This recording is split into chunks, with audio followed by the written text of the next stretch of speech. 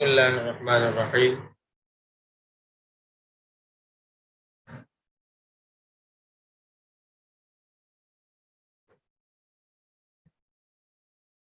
الحمد للہ وکفی،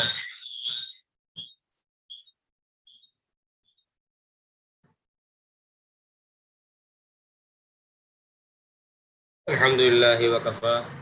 وسلام علی عبادہ الذین اصطفی، اما بعد۔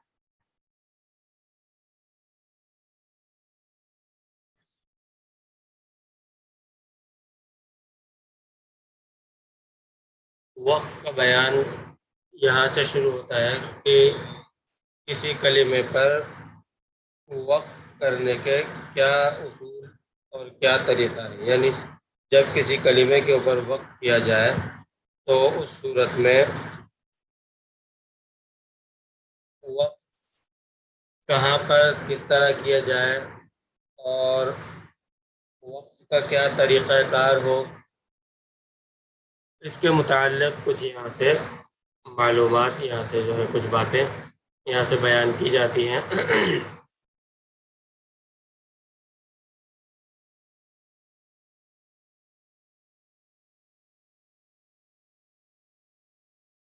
سب سے پہلی بات یہ ہے کہ جب کسی کلمے پر وقف کیا جائے تو آخری حرف جو ہوتا ہے اس کلمے کا، حقیقتاً جس کے اوپر وقف کیا جا رہا ہوتا ہے، تو اس آخری حرف کو، اگر وہ آخری حرف متحرک ہے، اس پر کوئی حرکت ہے، تو اس کو ساکن کر دیتے ہیں۔ اگر وہ متحرک ہے، اس پر کوئی حرکت ہے، تو اس کو ساکن کر دیتے ہیں۔ نمبر 2، وقف ہمیشہ کلمے کے آخر میں ہوتا ہے، درمیان میں جائز نہیں۔ جیسے قالو، اس پر وقف جائز ہے مگر قا پر صحیح نہیں، یعنی پڑھتے پڑھتے قا پر سانس ٹوٹا، قا پڑھ کے وقف کر دیا، یہ جائز نہیں ہے۔ بلکہ پورا لفظ پڑھ کر وقف کریں، نہیں پڑھ سکتے تو اس سے پہلے وقف کر دیں، بیچ میں وقف جائز نہیں ہے۔ لفظ کو، کلمے کو توڑ دینا یہ جائز نہیں۔ نمبر 3، جو شخص معنی نہ سمجھتا ہو اسے چاہیے کہ انہی مواقع پر وقف کرے جہاں قرآن کریم میں نشان بنا ہوا ہے۔ قرآن کریم میں جہاں پر نشان بنا ہوا ہے، یعنی علامتیں لگی ہوئی ہوتی ہیں، چھوٹا سا میم ہوتا ہے، قا ہوتا ہے، جیم ہوتا ہے، صاد ہوتا ہے، مختلف علامات لگی ہوئی ہوتی ہیں وقف کی، اور ان کے آگے ان کی کچھ تفصیل لکھی ہوئی ہوتی ہے۔ تو جو معنی نہ سمجھتا ہو اس کے لیے بہتر یہی، اچھا اسی طرح کہیں لا لکھا ہوتا ہے، یعنی کہیں وقف کرنا لازم ہوتا ہے، کہیں وقف نہ کرنا ضروری ہوتا ہے، تو اس طرح مختلف مواقع ہوتے ہیں۔ تو جو شخص معنی نہ سمجھتا ہو، کیونکہ جو معنی سمجھتا ہے اس کو یہ اندازہ ہو جائے گا، آرام سے اس کو یہ اندازہ ہو سکتا ہے کہ یہاں پر وقف کرنا چاہیے یا نہیں، اور اگر وقف کر دیا جائے تو کوئی حرج تو نہیں ہوگا، وہ تو اس بات کو آرام سے بخوبی سمجھ سکتا ہے۔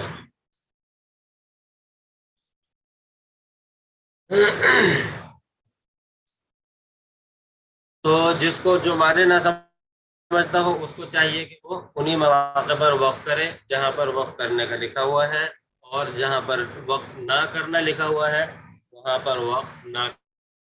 کرے۔ البتہ اگر کسی کا بیچ میں سانس ٹوٹ جائے، اگر کسی کا سانس ٹوٹ جائے، تو جس لفظ پر، جس کلمے پر سانس ٹوٹا ہے، اس کلمے کو اس سے ایک دو لفظ پیچھے سے ملا کر پڑھنا چاہیے، ایک دو لفظ پیچھے سے ملا کر پڑھا جائے، یہ بہتر ہے۔ وگرنہ کم سے کم اس کلمے کو ہی ملا کر، یعنی اس کلمے کو ہی دوبارہ پڑھا جائے جس کلمے پر سانس ٹوٹا ہے۔ نمبر 4، جہاں وقف کرے تو سانس توڑ دے، جہاں پر وقف کرے تو سانس توڑ دے، کیوں کہ وقف کرنے کے بعد بغیر سانس توڑے دوسری آیت شروع کرنا یہ قاعدے کے خلاف ہے، یعنی بغیر بلا قاعدہ ہے ایسا، ایسے وقف کے یعنی وقف کے اس طریقے کا کوئی قاعدہ کہیں منقول نہیں۔ ہاں سکتہ تو ہوتا ہے کہ سکتے میں یہ ہوتا ہے کہ آواز بند ہو جاتی ہے، سانس جاری رہتا ہے، لیکن وقف ایسا کوئی نہیں ہوتا کہ وقف کر دیا لیکن سانس نہیں توڑا اور دوسری آیت شروع کر دی، تو ایسا نہیں کرنا چاہیے۔ اس کا خیال رکھیں، یعنی جہاں وقف کیا جا رہا ہے وہاں سانس توڑ دیں بالکل، اور اس کے بعد اگلی آیت شروع کریں۔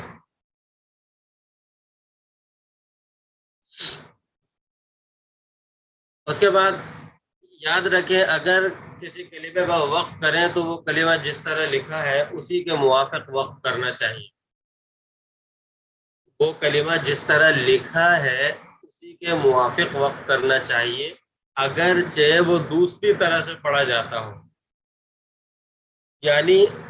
ایک کلمہ لکھنے میں اور طرح ہوتا ہے اور پڑھا اور دوسرے طریقے سے جاتا ہے، تو یہاں پر فرماتے ہیں کہ یہاں پر پڑھنے کا اعتبار نہیں کیا جائے گا، بلکہ اس کے لکھنے والی کیفیت کا اعتبار کیا جائے گا۔ جیسے مثلا انا، لفظ انا ہے، اس میں لکھنے کے اعتبار سے تو دیکھیں نون کے بعد اس میں الف ہے، لیکن جب ہم یہ لفظ انا پڑھتے ہیں تو لفظ انا قرآن کریم میں جہاں بھی پڑھتے ہیں، انا جو الگ سے آتا ہے لفظ کا حصہ بن کر، اگر یہ کسی لفظ کا حصہ بن رہا ہو تو وہ یہاں پر مراد نہیں ہے، بلکہ وہ تو ایک الگ لفظ ہوتا ہے۔ جیسے اناسیہ، یہاں پر یہ لفظ انا نہیں ہے بلکہ یہ تو لفظ کا حصہ ہے۔ تو لفظ انا لکھنے کے اندر اس طرح آتا ہے کہ اس میں نون کے ساتھ الف ہوتا ہے، یعنی لکھنے میں ایسا لگتا ہے کہ اس کو انا پڑھنا چاہیے، لیکن اس کا پڑھنے کا طریقہ یہ نہیں ہے، پڑھتے وقت اس کے الف کو نہیں پڑھا جاتا، یعنی اس کو بالکل بھی نہیں کھینچا جاتا، ٹھیک ہے۔ لیکن جب اس کے لفظ انا پر وقف کریں گے تو پھر اس کو پڑھنے کے لکھے ہوئے کے مطابق وقف کریں گے، یعنی انا کھینچ کر وقف کریں گے، یعنی کہ جس طرح کلمہ لکھا ہوا ہے اسی طرح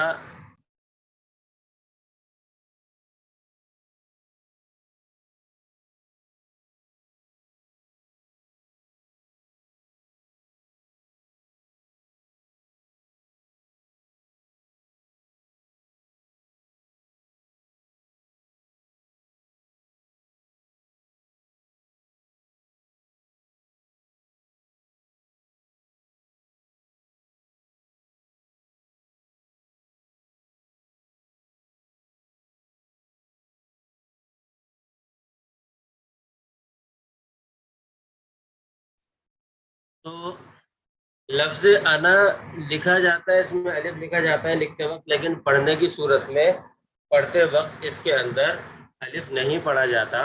بلکہ بغیر کھینچے پڑھتے ہیں۔ تو اس لیے اس میں جب وقف کریں تو وقف کرتے وقت اس بات کا خاص خیال رکھیں کہ اس پر وقف پڑھنے کے مطابق نہیں بلکہ لکھنے کے مطابق اس پر وقف کیا جائے گا۔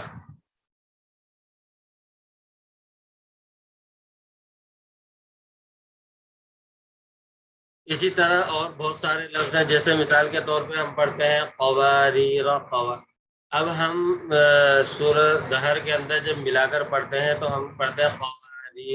قواریر من فضة، ملا کر، اور اگر وقت، لیکن یعنی ان دونوں لفظ قواریر کو اگر ملا کر پڑھا جائے گا تو دیکھنے میں اگر دیکھیں تو دونوں لفظ دیکھنے کے اندر الف ہے، ان کے ساتھ ان پر دو زبر ہیں اور ان کے ساتھ الف ہے، اور زبر کی تنوین میں جو وقف کرتے ہیں وہ الف مدہ بنا کر وقف کیا جاتا ہے، یعنی اس کو کھینچ کر پڑھتے ہیں، ایک زبر باقی رہ جاتا ہے۔ تو وہاں پر لیکن جب ہم وقف کرتے ہیں تو پہلے قواریرہ پر جب وقف کرتے ہیں تو اس کو ہم کھینچ دیتے ہیں، یعنی پڑھنے کے مطابق نہیں۔ اسی طرح اس کو چھوڑے دوسرے قواریرہ کو لے لیں تو دوسرا قواریرہ جس طرح پڑھا جاتا ہے بغیر کھینچے اس طرح وقف نہیں کریں گے، بلکہ یہ جس طرح لکھا ہے اسی طرح وقف کریں گے، یعنی قواریر۔ ایسے جتنے بھی قرآن کریم کے اندر جتنے بھی الفاظ اس طرح کے ہیں، یہ نورانی قاعدے کے پیچھے بھی لکھے ہوئے ہوتے ہیں، ایسے جتنے بھی الفاظ ہیں کہ جن میں الف لکھا تو جاتا ہے مگر پڑھا نہیں جاتا، تو لکھا جاتا ہے پڑھا نہیں جاتا، یہ لفظ لکھا ہوتا ہے وہاں پر، تو اس کا پتہ چلا اس کی لکھنے کی کیفیت اور ہے اور اس کی پڑھنے کی کیفیت اور ہے۔ تو تختی نمبر 6 میں آتا ہے لفظ انا، تو اس کی لکھنے کی کیفیت اور ہوتی ہے، پڑھنے کی کیفیت اور ہوتی ہے، وقت پڑھنے کے مطابق نہیں کریں گے، وقت لکھنے کے مطابق نہیں کریں گے۔ جیسے نبلوا، نبلوا، اس کے اندر بھی جو ہے اس کو الف کو نہیں پڑھا جائے گا، لیکن جب اگر اس پر وقف کریں گے تو الف کو پڑھیں گے۔ اس طرح ایسے جتنے مقامات ہیں ان پر الف پڑھا جائے گا، تو یہاں پر اسی بات کو بیان کیا۔ نمبر 5، یہ جو الفاظ آ رہے ہیں فرماتے ہیں ان کا الف کسی حال میں نہیں پڑھا جاتا، نہ وصل میں اور نہ وقف میں، یعنی وقف کریں گے تو بھی ان کا الف نہیں پڑھا جائے گا، اور اگر ملا کر پڑھیں گے تو بھی ان کا وقف نہیں، ان کا الف نہیں پڑھا جائے گا۔ جیسے او یعفو، اس کو چاہے ملا کر پڑھیں چاہے اس پر وقف کریں، اس کو او یعفو پڑھیں گے، ان تبو، اس کو بھی ملا کر پڑھیں یا وقف کریں ایسے ہی پڑھیں گے بغیر کھینچے، لتتلوا، لن ندعوا، لیغبوا، لیبلوا، نبلوا، ثمود، اور دوسرا یعنی دوسرا قواریرا، پہلا والا نہیں، پہلے والے پر تو آیت ہے وقف کرتے ہیں، دوسرا قواریرا، ان الفاظ کو وقف اور وصل دونوں صورتوں میں ان کے الف کو بغیر کھینچے پڑھیں گے، یعنی ان کا الف نہیں پڑھا جائے گا۔ کچھ لفظ ایسے ہیں کہ وہ آگے بیان کرتے ہیں، یہ جو میں نے ابھی پیچھے ذکر کیا تھا یہ ان الفاظ نہیں ہیں ان میں سے کہ جو نورانہ قاعدے کے پیچھے لکھے ہوتے ہیں، یہ الفاظ نہیں ہیں ان میں سے کہ جن کا وقت کی صورت میں الف پڑھا جائے گا، بلکہ یہ الفاظ تو کسی بھی صورت میں ان کا الف نہیں پڑھا جائے گا۔ ہاں، انا اور اس جیسے جو الفاظ ہیں، جیسے یہاں پر نیچے بیان کرتے ہیں 6 نمبر پر کہ مندرجہ ذیل میں بحالت وصل الف نہیں پڑھا جاتا اور حالت وقف میں الف پڑھا جاتا ہے، جیسے لیکن ہم پڑھتے ہیں لیکن هو اللہ ربی ولا عرش ربی عطا، لیکن جب اس پر لیکن پر اگر وقف کرنا پڑ جائے اور لیکن پر وقف کیا جائے تو اس وقت اس کو کھینچ کر پڑھیں گے لیکن۔ اسی طرح الظنون، الظنون پڑھتے ہیں ہم،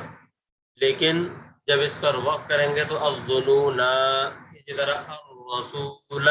ملا کر ہم پڑھ رہے ہوتے ہیں تو الرسول پڑھتے ہیں الف نہیں پڑھتے، السبیلا پڑھتے ہیں الف نہیں پڑھتے،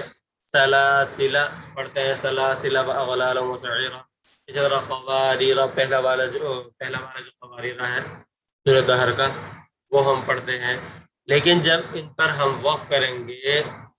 تو ان وقف کی صورت میں ان سب کا الف پڑھا جائے گا اور ان کو کھینچ کر پڑھیں گے، اور لفظ انا جہاں کہیں بھی آئے تو وہاں پر لفظ انا کو کھینچ کر ہی پڑھا جائے گا، یعنی اس پر وقف کی حالت میں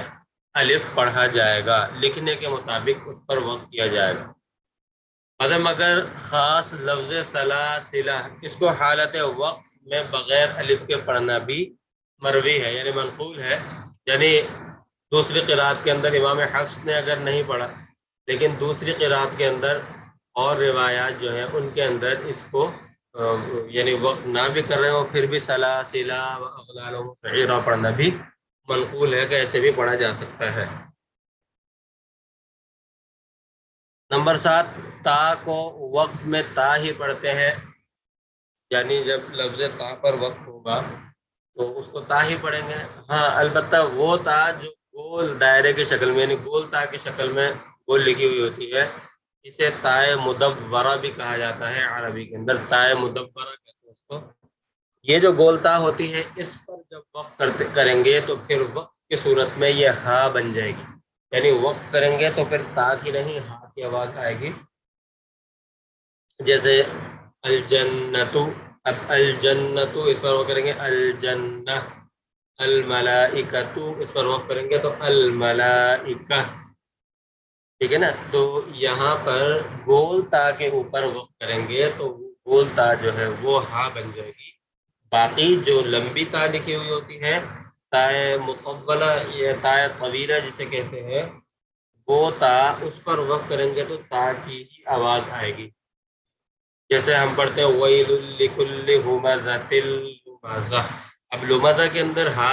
جو تا ہے یہ تا مدورہ ہے، بول تا ہے، لیکن ہم اس پر وقف کریں لمزة لمزہ. الذي جمع مالا وعدہ، چلے اس میں تو ہے ہی ہاں. اسی طرح القارعۃ ما القارعہ. اب القارعہ اگر پڑھیں مَالْقَارِعَةُ تا ہے، وما ادراک ما القارعہ. تو گول تا جہاں پر بھی ہوگی اس پر وقف کریں گے تو وہ وقف کی حالت میں ہا ہو جائے گی. ٹھیک ہے. نمبر 8، جس کلمے پر وقف کیا جائے اگر اس کے آخر حرف پر زبر کی تنوین ہو. جس کلمے پر وقف کیا جائے اگر اس کے آخر حرف پر زبر کی تنوین ہو تو حالت وقف میں اس تنوین کو الف سے بدل دیں گے. جیسے فَإِن كُنَّ نِسَاءً، فَإِن كُنَّ نِسَاءً، زبر کی تنوین ہے اس پر. جب ہم اس کو پڑھیں گے، وقف کریں گے جب ہم اس کے اوپر، تو ہم جو ہے فَإِن كُنَّ نِسَاءً، فَإِن كُنَّ نِسَاءً، یعنی زبر کی تنوین پر جب وقف کیا جائے گا تو وہ الف مدہ بن جائے گا. آسان لفظوں میں، چونکہ معلمین حضرات ہیں تو آسان لفظوں میں یہ کہ زبر، لیکن بچوں کو یا پڑھنے والوں کو اس طرح نہیں سمجھائیں گے، الا یہ کہ انہیں حروف مدہ خوب اچھی طرح سمجھ میں آ چکا ہو تو پھر ان کو اس طرح بتا سکتے ہیں. یعنی زبر کی تنوین پر جب وقف کریں گے تو وہ الف مدہ بن جائے گا، یعنی ایک زبر رہ جائے گا اور الف سے بدل دیں گے، ایک زبر کو الف سے بدل دیں گے. اچھا، یہاں پر ایک تو یہ بات ہے، یہ چیزیں جو میں نے بیان کی یہ حضرت تھانوی رحمۃ اللہ علیہ کی ترتیب کے مطابق ہے، لیکن میں کچھ سمجھانے کے لیے اس انداز سے بتاتا ہوں کہ وقف کا طریقہ وہ میں نے یہاں پر لکھا نہیں ہے، لیکن اس کو آپ لوگ نوٹ کر لیجئے کیونکہ یہ بہت آسان طریقہ ہے. پڑی حرکات، کھڑی زیر، الٹا پیش اور زیر اور پیش کی تنوین. پڑی حرکات یعنی زبر زیر پیش، زیر اور پیش کی تنوین، اور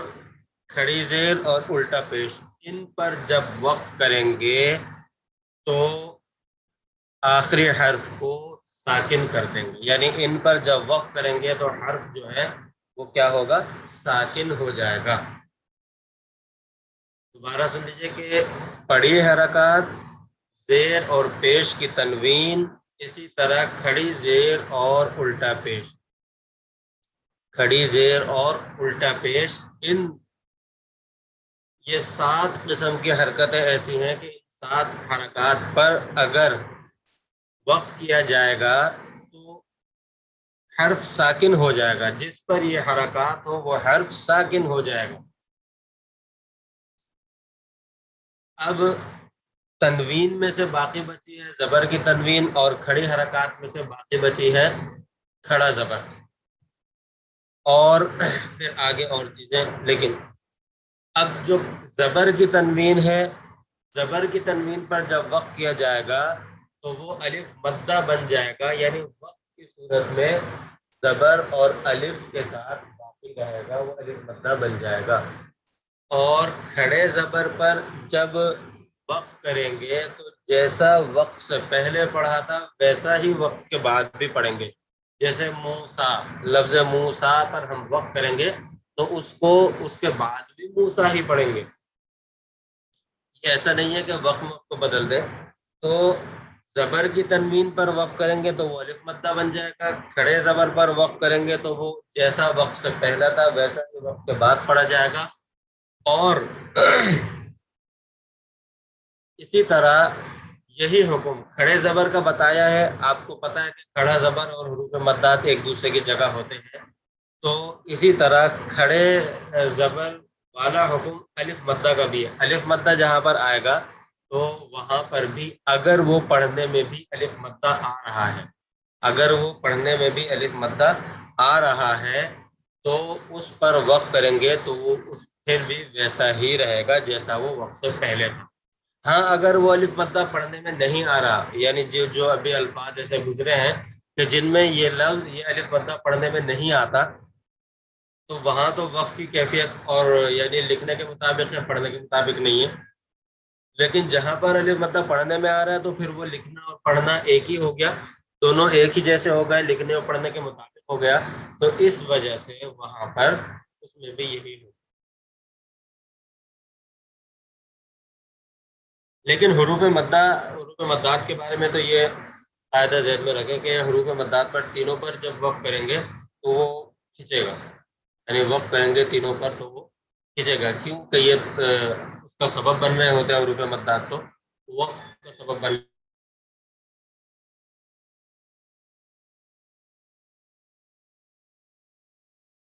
رہے ہوتے ہیں۔ اس وجہ یہی حکم جو کھڑے زبر کا بتایا ہے، اگر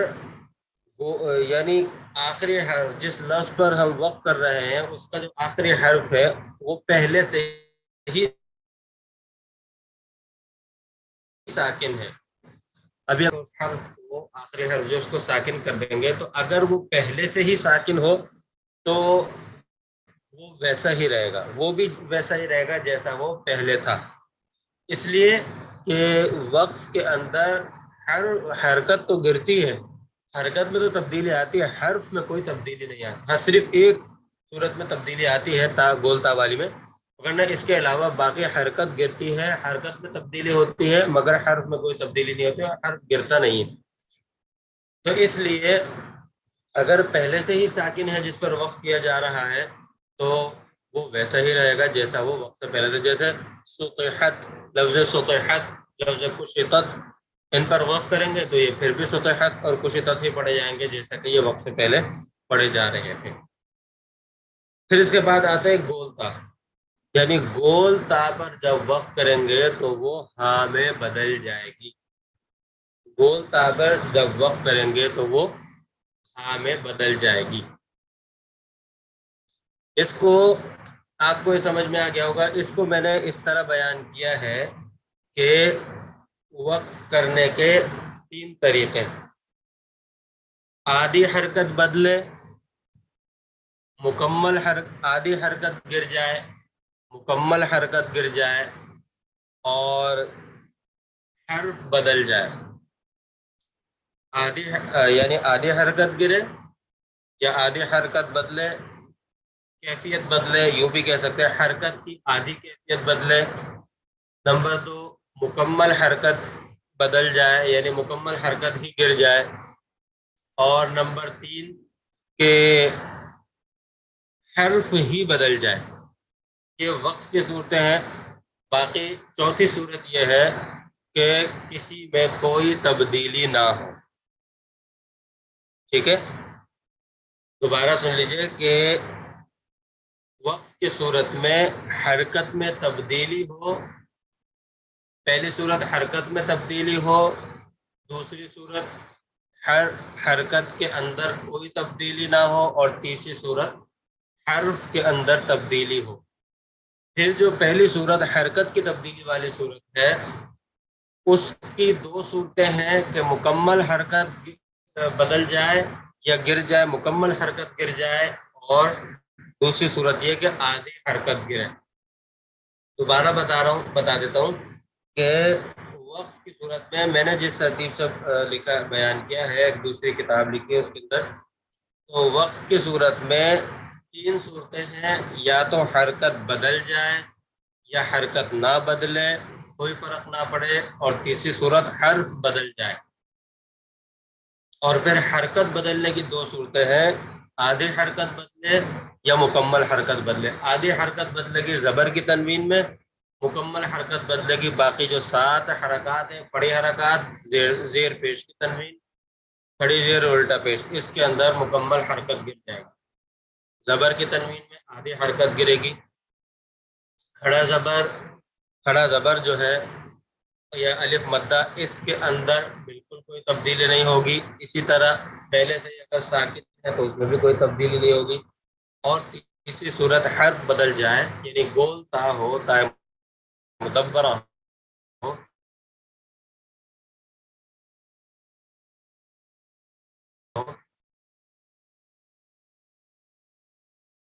کے اندر حرکت بدل جائے گی. اب یہاں پہ کچھ فوائد ہیں، فوائد متفرقہ ہیں، اس کے بعد یہ کتاب جو ہے اختتام کو پہنچتی ہے. کچھ فوائد متفرقہ ضروریہ ہیں، ان کو بھی دیکھنا اور سمجھنا ضروری ہے. نمبر 1، لئم بسطت احط ما فرطتم اور ما فرطت، ان الفاظ میں ادغام ناتمام ہوتا ہے. ادغام ناتمام کا کیا مطلب ہے؟ ادغام میں ہم نے یہ پڑھا تھا کہ جس یعنی نون ساکن یا تنوین کی جو آواز آ رہی تھی، یعنی دو حرف، جو جس حرف میں دو حرفوں میں ادغام ہو رہا ہے، تو ہم نے یہ پڑھا تھا کہ پہلے حرف کی آواز بالکل نہیں آئے گی، بالکل اس کی آواز ختم ہو جائے گی. جیسے نون ساکن اور تنوین کا ادغام تھا تو ان کے اندر ادغام ہو رہا تھا، نون ساکن اور تنوین میں جو نون کی آواز تھی وہ بالکل نہیں آ رہی تھی. جس حرف کے اندر ادغام ہو رہا تھا صرف اسی حرف کی آواز آ رہی تھی.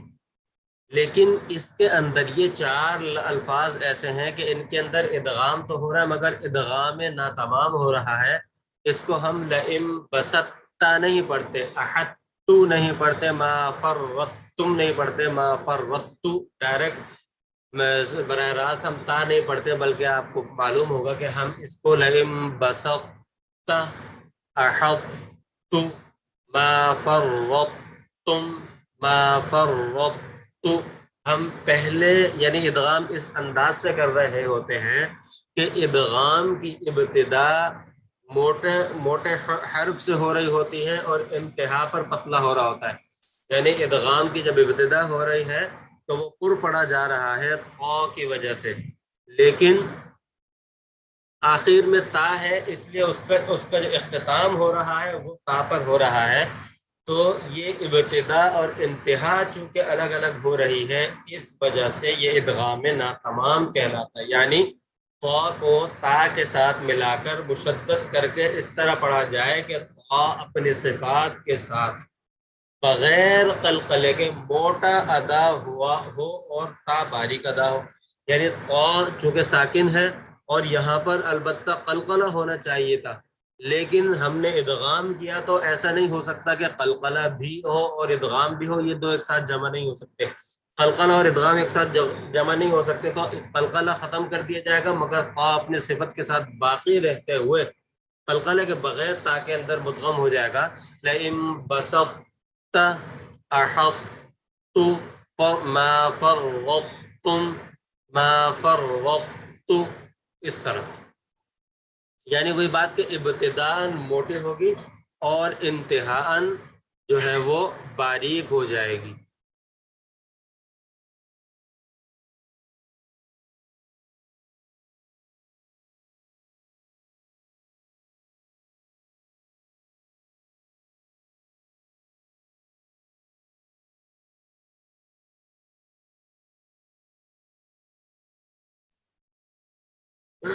تو اس لیے ان چار الفاظ کے اندر ادغام تو ہوگا مگر ادغام ناتمام ہوگا. ان چار کے اندر ادغام ہوگا مگر ادغام ناتمام، یعنی ادغام ناقص کہہ دیں یا ادغام ناتمام کہہ دیں.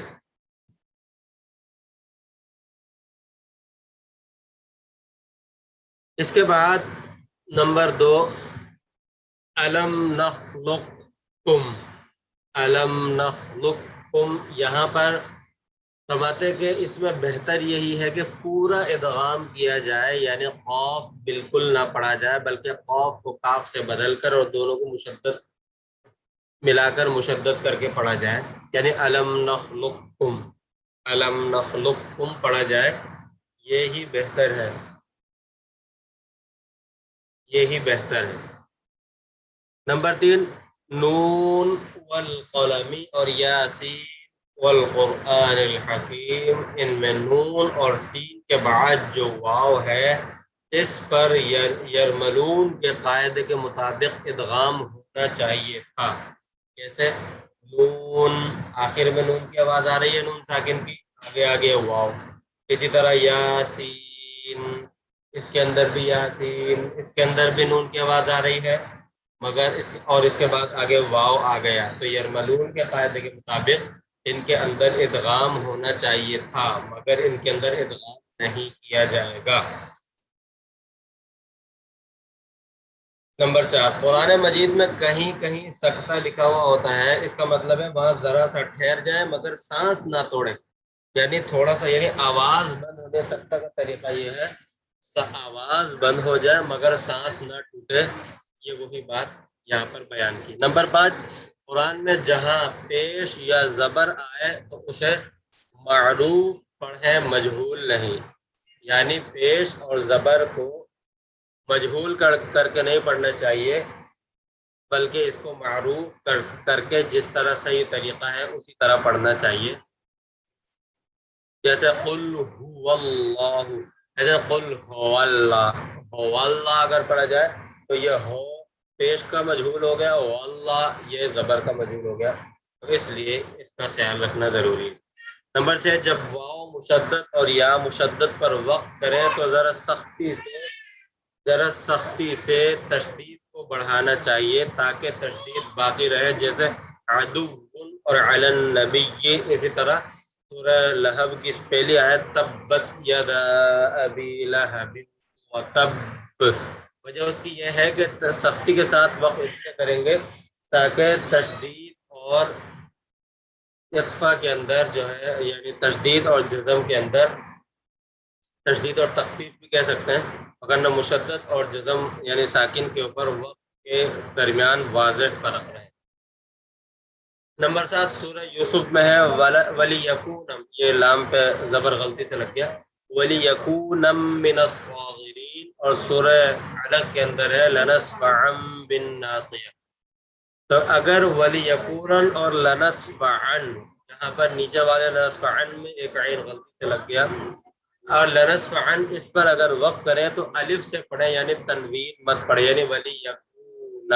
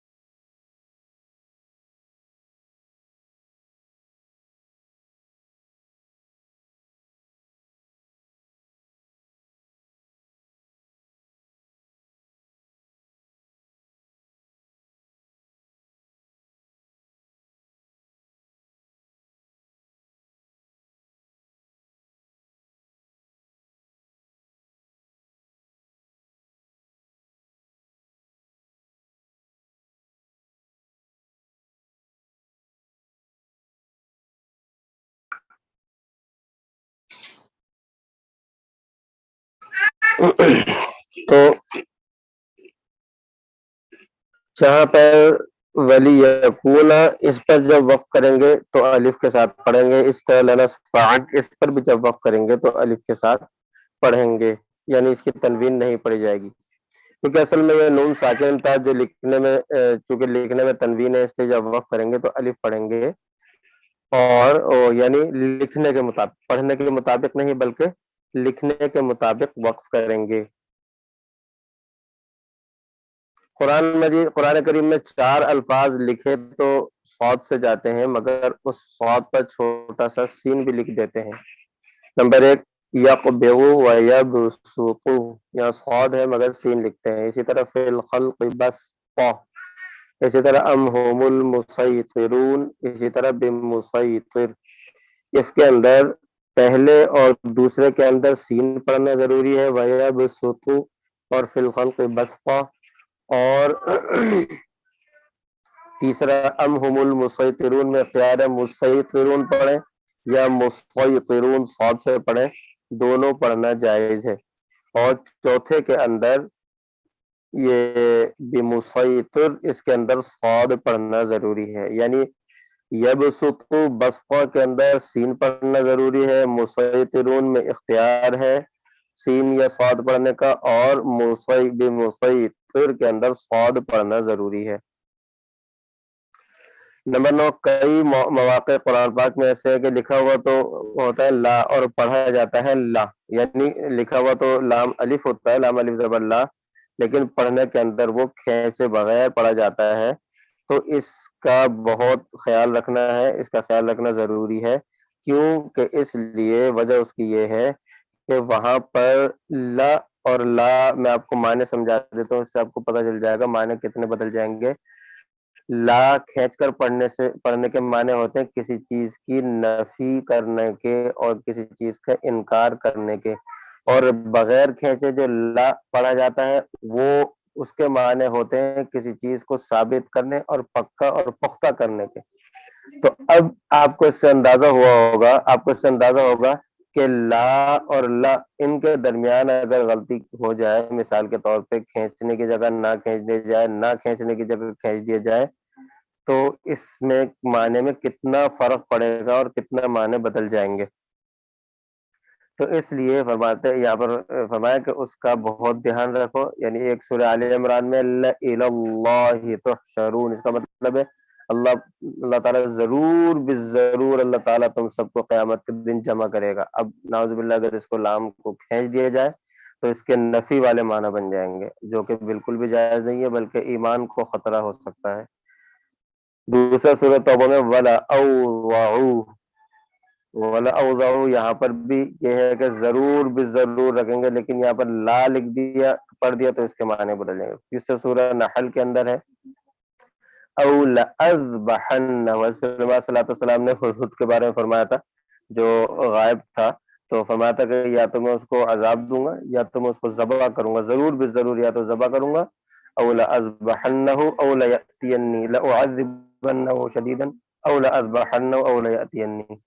لأعذبنہ عذابا شدیدا۔ تو اس لیے حضرت سلیمان علیہ السلام وہاں پر بھی اس کے معنی بدل جائیں گے اگر اس کو کھینچ دیا جائے۔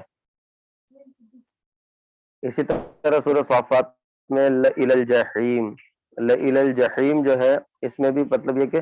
ضرور بالضرور جہنم کی طرف وہ لوگ جائیں گے، لیکن اگر اس کو لا پڑھ دیا تو اس کے معنی بھی الٹ ہو جائیں گے۔ اسی طرح لأنتم اشد، یہاں فرمایا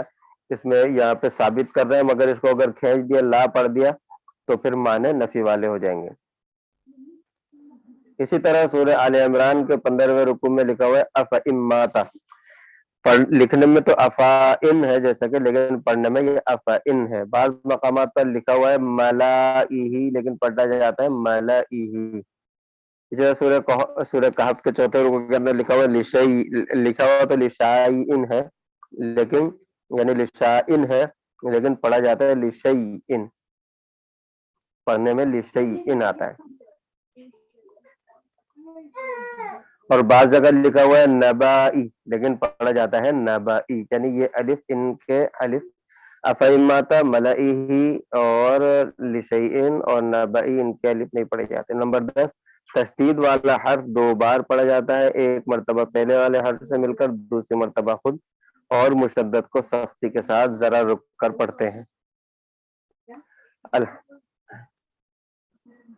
الحمدللہ یہ مکمل ہو گئی ہے، اور اس کو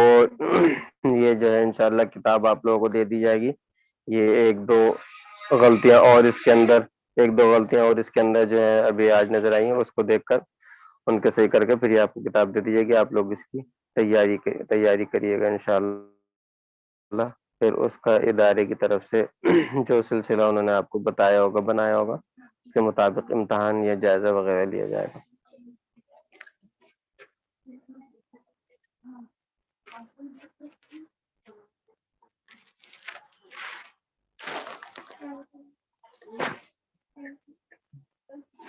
کر دوں؟